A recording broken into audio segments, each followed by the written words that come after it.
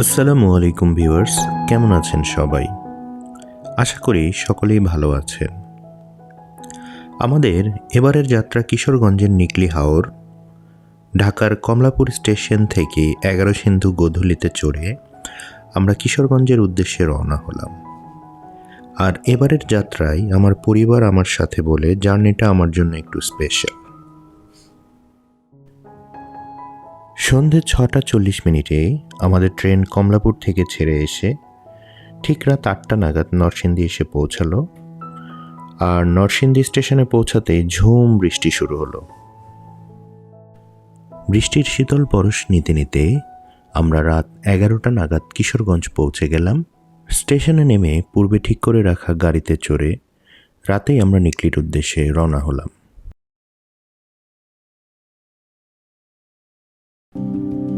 শুভ সকাল। আমরা এখন নিকলি কারপাশা ইউনিয়নের শহরমূল গ্রামে। আর শহরমূল ঘাট থেকে নৌকায় চড়ে আমাদের এবারের নিকলি হাওর ভ্রমণ শুরু হতে যাচ্ছে। ঘাটে যে সুন্দর ট্রলারটি দেখতে পাচ্ছেন, এটি আমরা সারাদিনের জন্য 6,000 টাকায় ভাড়া করেছি। মনে রাখবেন, শুক্রবারে পর্যটকদের চাপ একটু বেশি থাকে বলে এমন একটা ট্রলারের ভাড়া 10 থেকে 12,000 টাকা। কিন্তু আপনি যদি এক সপ্তাহ আগে বুকিং দিয়ে আসতে পারেন, সেক্ষেত্রে অনেকটা অর্ধেক দামেই আপনি সারাদিনের জন্য ট্রলারটি ভাড়া করতে পারবেন। দুপাশে মনোমুগ্ধকর গ্রাম, এর মাঝ দিয়ে আমরা মিঠামইনের উদ্দেশ্যে রওনা হয়েছি। দিগন্ত বিস্তৃত জলরাশির মাঝে ট্রলারে ঘুরে বেড়ানোর আনন্দ আসলে বলে বোঝানো যাবে না। আর হাওরের পানির রূপ দেখতে চাইলে আপনাকে বর্ষাকাল বা তার পরপর আসতে হবে। আর সাধারণত জুলাই, অগস্ট আর সেপ্টেম্বর হলো নিকলি ভ্রমণের উপযুক্ত সময়। তবে সেপ্টেম্বরে তুলনামূলকভাবে পানি অনেকটাই কমে যায়। হাওরের স্বচ্ছ জলে কিছু দূর পর পর মাছ ধরতে আসা জেলেদের ছোট ছোট নৌকা চোখে পড়ে।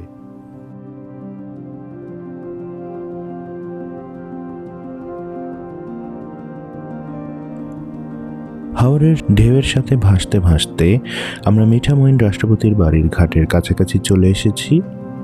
আর সামনেই সেনাবাহিনীর নিরাপত্তা টহল চোখে পড়ল।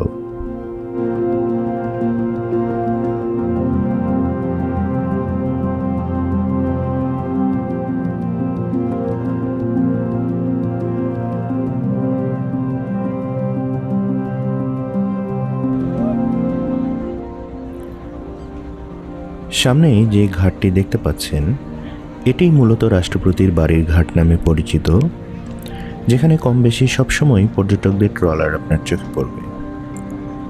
আর ঘাটের ঠিক বিপরীত পার্শ্বে একটি ক্যান্টনমেন্ট স্থাপনের কাজ চলমান রয়েছে।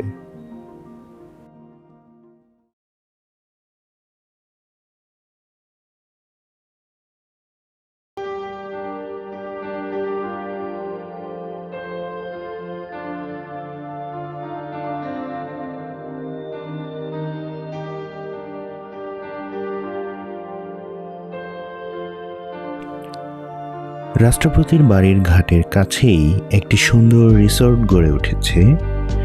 আপনারা যারা ঢাকা থেকে এসে এখানে থাকতে চান, তারা এই রিসোর্টে উঠতে পারেন।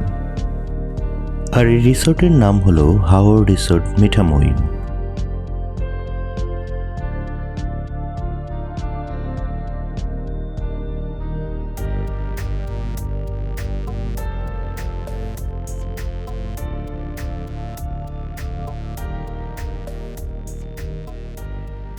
সামনে যে লোকজনের সমাগম দেখছেন, এটি মূলত রাষ্ট্রপতি জনাব মোহাম্মদ আব্দুল হামিদ সাহেবের বাড়ি, যা দেখতে প্রতিদিনই দূর থেকে পর্যটকরা এসে ভিড় জমান।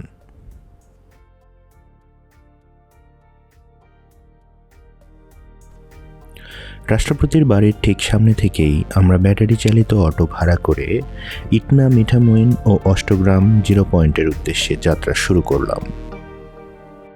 হাওরের পাশে গড়ে ওঠা পাকা বাঁধ দিয়ে যেতে যেতে হাওরের বিশাল জলরাশি যতই দেখছি আর মুগ্ধ হচ্ছি। সরু রাস্তার পাশে সারি সারি নারিকেল গাছ ও গাছগাছালির ছায়ার শীতল পরশ সত্যি দারুণ একটা ভালো লাগা কাজ করছে। ক্যামেরায় যে দৃশ্যগুলি দেখছেন, বাস্তবে এটি আসলে অনেক বেশি সুন্দর। আমরা যে রাস্তা দিয়ে যাচ্ছি, চলুন পাখির চোখে এই গ্রামের সৌন্দর্য একটু দেখে আসি।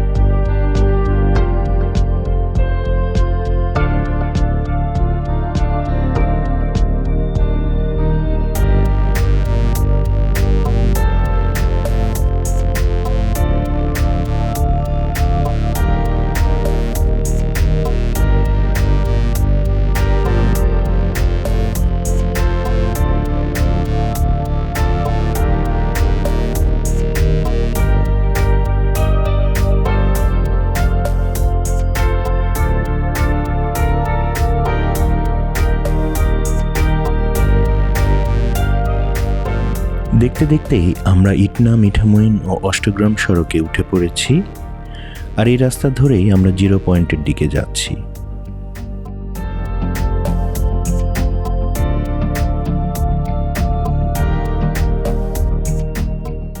আর খুব অল্প সময়ের মধ্যেই আমরা 0 পয়েন্টে পৌঁছে গেলাম। আর এটি হলো হাওরের বুকে গড়ে ওঠা 0 পয়েন্ট নামে পরিচিত 3 রাস্তার সংযোগস্থল, যা একই সাথে 3টি উপজেলা অর্থাৎ ইটনা, মিঠামইন ও অষ্টগ্রামকে সংযুক্ত করেছে। আমরা এখন 0 পয়েন্ট থেকে এই রাস্তা ধরে অষ্টগ্রামের উদ্দেশ্যে যাত্রা শুরু করলাম। আর যাওয়ার পথে হাওরের মাঝে গড়ে ওঠা এই সোজা পাকা রাস্তাগুলি হলো এখানকার মূল আকর্ষণ। আর এই রাস্তায় চলার আনন্দ ও চারিদিকের মনোরম পরিবেশ উপভোগ করতে চাইলে মিঠামইন রাষ্ট্রপতির বাড়ির ঘাট থেকে 500 টাকায় একটি অটো ভাড়া করে অষ্টগ্রাম থেকে ঘুরে আসতে পারেন। মিঠামইন থেকে অষ্টগ্রাম যাওয়ার পথে ছোট বড় বেশ কয়েকটি বক্স কালভার্ট ও একটি আকর্ষণীয় ব্রিজ রয়েছে, আর এই ব্রিজে সবসময় পর্যটকদের আনাগোনা দেখা যায়।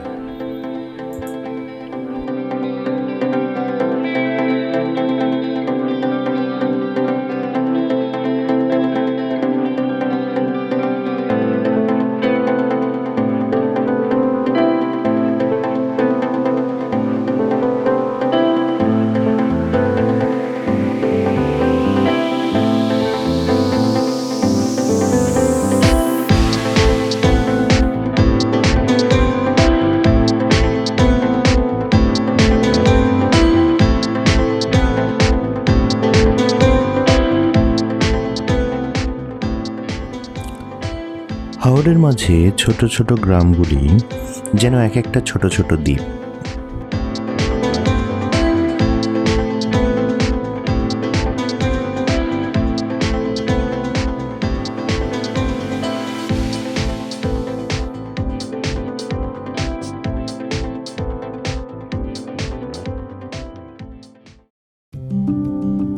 এই অঞ্চলের মানুষজন শুকনো মৌসুমে কৃষিকাজ এবং বর্ষা মৌসুমে মাছ ধরে জীবিকা নির্বাহ করেন। এসব এলাকায় দরিদ্র জনগোষ্ঠী হওয়ায় সাধারণত যারা মৎস্য আড়ত ব্যবসায়ী রয়েছেন, তারা এসব জেলেদের নৌকা ও জালের ব্যবস্থা করে থাকেন। প্রতিটি নৌকায় 9 থেকে 10 জন দলবদ্ধভাবে এই কাজে অংশ নেন এবং দিনের শেষে হাওর থেকে আহরিত মাছ তাদের পূর্ব চুক্তি অনুযায়ী ওইসব আড়তদারদের নিকট বিক্রি করতে হয়। এখন দুপুরবেলা আমরা ট্রলারে ফিরে এলাম। দুপুরের খাবার খেতে খেতে আমরা রাতারগুল খ্যাত ছাতির চরের উদ্দেশ্যে রওনা হব। হাওরের সুস্বাদু মাছ ফ্রাই, মুরগির মাংস, ডাল ও সাদা ভাত হলো আমাদের আজকের দুপুরের খাবারের আয়োজন, যা নৌকা ভাড়া করার সময় আপনি নৌকার মাঝিকে বললেই তারা ব্যবস্থা করে দিবে।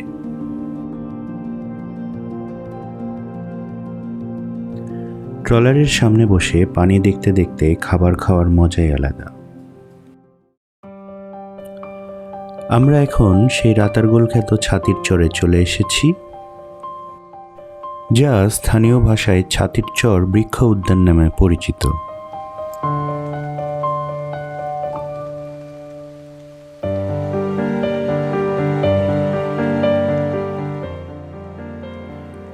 এখানে বেশ কিছু পর্যটকের নৌকা এসেছে এবং পর্যটকরা এখানে এসেই গোসল করতে নেমে পড়েন। দর্শক, ছাতির চরের কাছাকাছি খুব সুন্দর একটি গ্রাম রয়েছে, যার আকৃতি আপনি পাখির চোখে দেখে সত্যিই মুগ্ধ হবেন।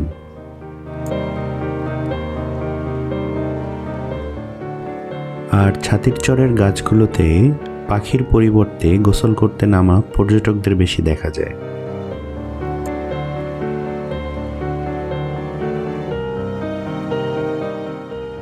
ছাতির চরে বেশ কিছু সময় অতিবাহিত করে আমরা এবার নিকলি বেড়িবাঁধের উদ্দেশ্যে রওনা হলাম।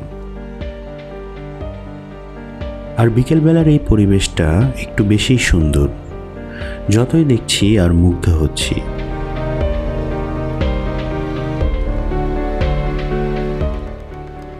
হাওরের অথই পানি আর নীল বর্ণের আকাশ মনকে বারবার শিহরিত করছিল।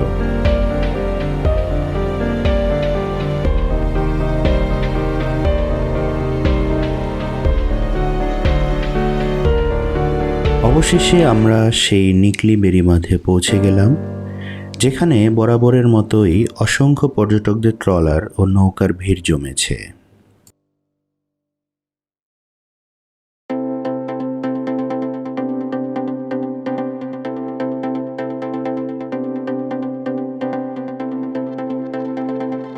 নিকলির এই বেড়িবাঁধে অসংখ্য ছোট বড় খাবারের দোকান রয়েছে এবং পর্যটকরা সবসময় এই জায়গাতেই আসেন।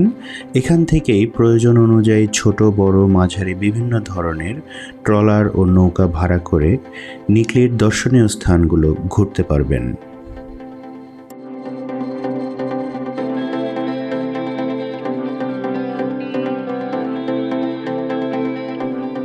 দর্শক, আমাদের এবারের নিকলি ভ্রমণ আজ এই পর্যন্তই। সারাটা দিন খুব দারুণভাবে উপভোগ করলাম। আমার পরবর্তী ভিডিও দেখার জন্য আপনাদের আমন্ত্রণ রইল। যদি আমার চ্যানেলটি সাবস্ক্রাইব না করে থাকেন তাহলে এখনই সাবস্ক্রাইব করুন এবং পাশে থাকা বেল আইকনটিকে অ্যাক্টিভ করে রাখুন পরবর্তী নতুন নতুন ভিডিও পেতে।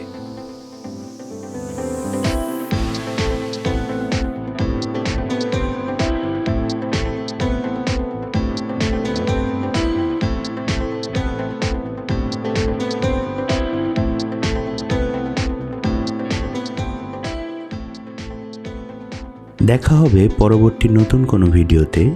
ভালো থাকবেন সবাই।